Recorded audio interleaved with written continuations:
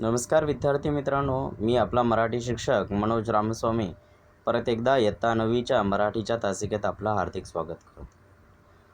आपण गेल्या तासात पाहिलं की कशा प्रकारे 3 महिन्याच्या सरावानंतर शिरीष उत्कृष्ट वादन वाजवायला लागला, तर शिक्षकांनी ठरवलं की पुढच्या वादन विद्यालयाच्या कार्यक्रमात याचा कार्यक्रम ठेवायचा.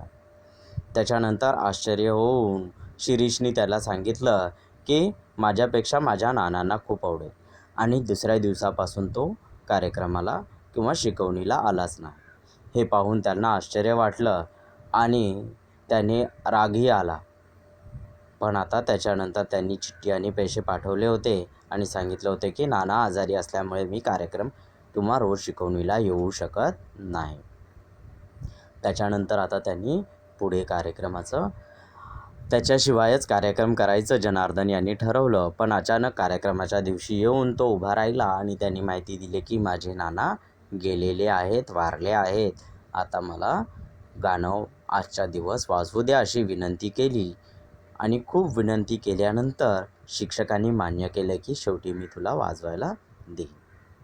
आता पुढे काय झालं बघा. त्याप्रमाणे मी परवानगी दिली आणि शिरीष वाजवू लागला आणि त्याप्रमाणे शिक्षकांनी परवानगी दिल्यावर शिरीष वाजवू लागला होता. मतलब परमिशन देने के बाद, इसीलिए आज उसका कार्यक्रम हो रहा था. शिरीष कार्यक्रम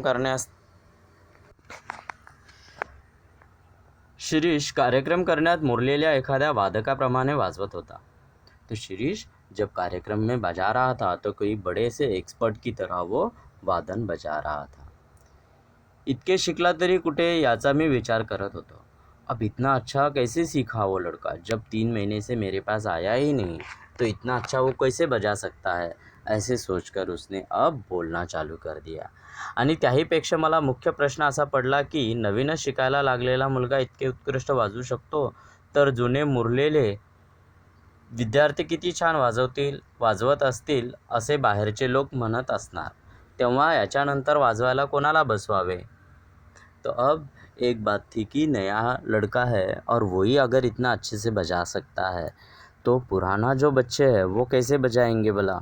ऐसे सोचकर अब लोगों की अपेक्षा हमारे कार्यक्रम पे बढ़ जाएगी, इसीलिए इसके बाद अब मैं किसे परफॉर्म करने के लिए बुलाऊं, ये सोचकर मैं सोचते ही रह गया था. उतने में टाळ्यांचा कडकडाटाने मैं भानावर आलो. उतना सोचकर अब लोगों की तालियों की आवाज़ से मैं अब बाहर आया था, मेरे विचारों से बाहर आया था.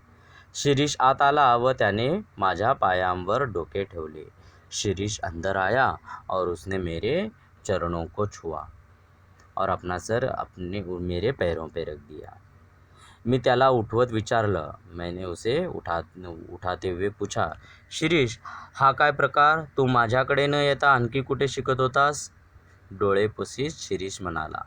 अब शिरीष ने क्या किया, शिरीष को पूछा, ये क्या शिरीष, इतना अच्छा बजाया है आपने मेरी बजाय और किसी और के पास भी जाकर सीखा है क्या, ऐसे उसने पूछा.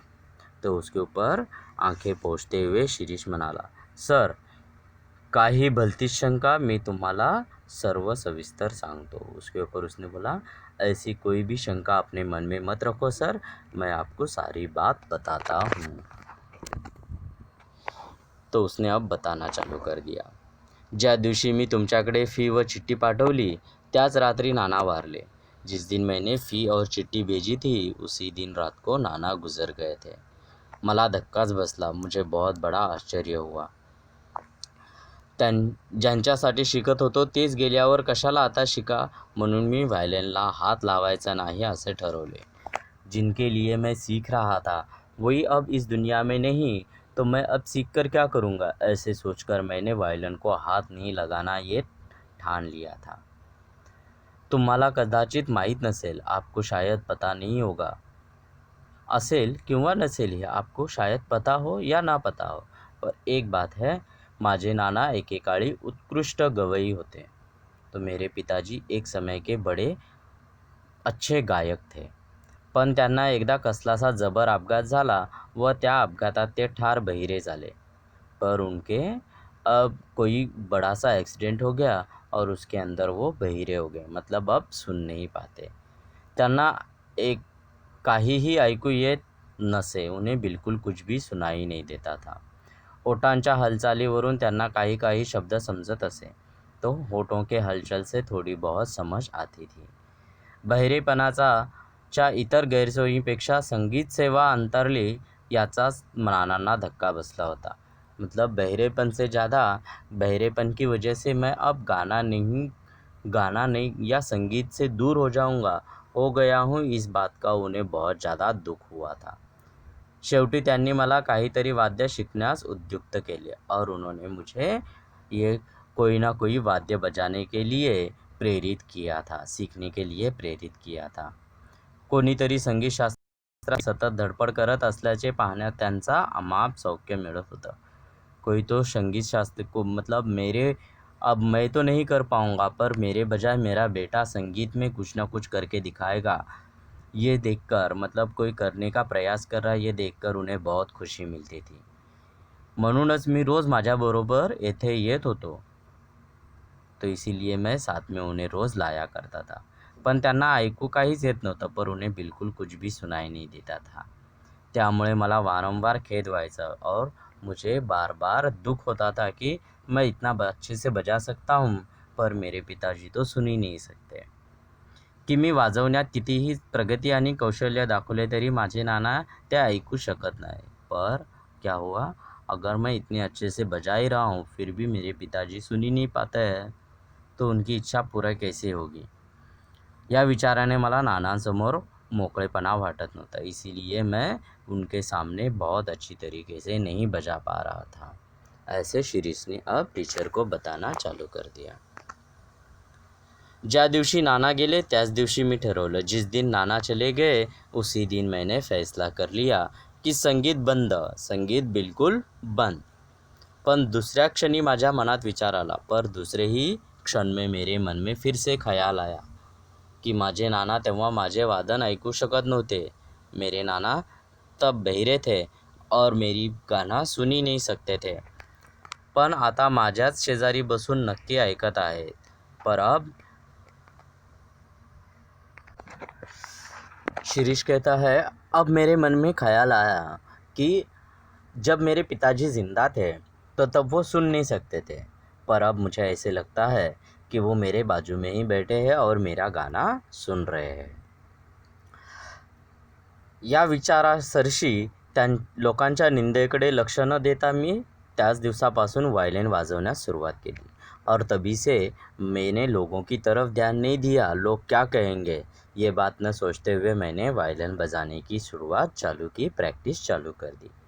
आज सकाळपर्यंत मी कुठेही बाहेर पडलो नव्हतो.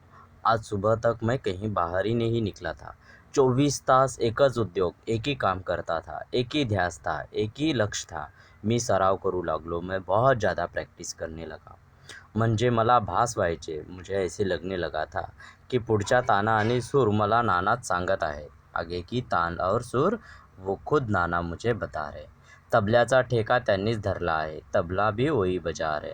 तंबोऱ्याच्या तारावर त्यांनी त्यांची बोटं फिरवत आहेत और तंबोरे पे भी वो खुद गाना बजा रहे हैं, ऐसे मुझे लगने लगा था करके शिरीष बता रहा है.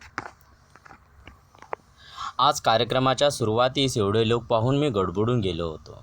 जब कार्यक्रम की शुरुआत हुई देखा तो मैं बहुत डर गया था. पण डोळे मिटून घेताच नानांची मूर्ति डोळ्यांसमोर आली. पर मैंने जब आंखें बंद कर ली तो नाना की मूर्ति मेरे आंखों के सामने आई आणि ते म्हणाले, बेटा वाजव, मी ऐकतो आहे. और वो कहने लगे जैसे कि मुझे उनकी आवाज़ सुनाई देने लगी, बेटा तू बजा, मैं सुन रहा हूँ. मला जोर चढला. मुझे बहुत ज़्यादा खुशी हुई. माझ्या डोळ्यांसमोर प्रेक्षक नव्हते. मेरे आंखों के सामने कोई प्रेक्षक नहीं थे. थिएटर नव्हते, कोई थिएटर नहीं था. कोणीही नव्हते, कोई भी नहीं था. होते फक्त माझे नाना, मी आणि सूर. सिर्फ मुझे मेरे नाना और मेरे सूर दिखाई दे रहे थे. शिरीष चुपचाप बैठ गया. शिरीष गप्प बसला आणि मी काहीच बोलू शकत नव्हतो. और टीचर का मुँह से अब बात ही नहीं निकल रही थी कि मैं अब उसे क्या बोलूं. मतलब यहाँ पे क्या था, शिरीष टीचर से भी बहुत ज़्यादा समझदार निकला था. उसने अपने पिताजी की इच्छा पूरी करने के लिए वायलिन बजाना चालू कर दिया था।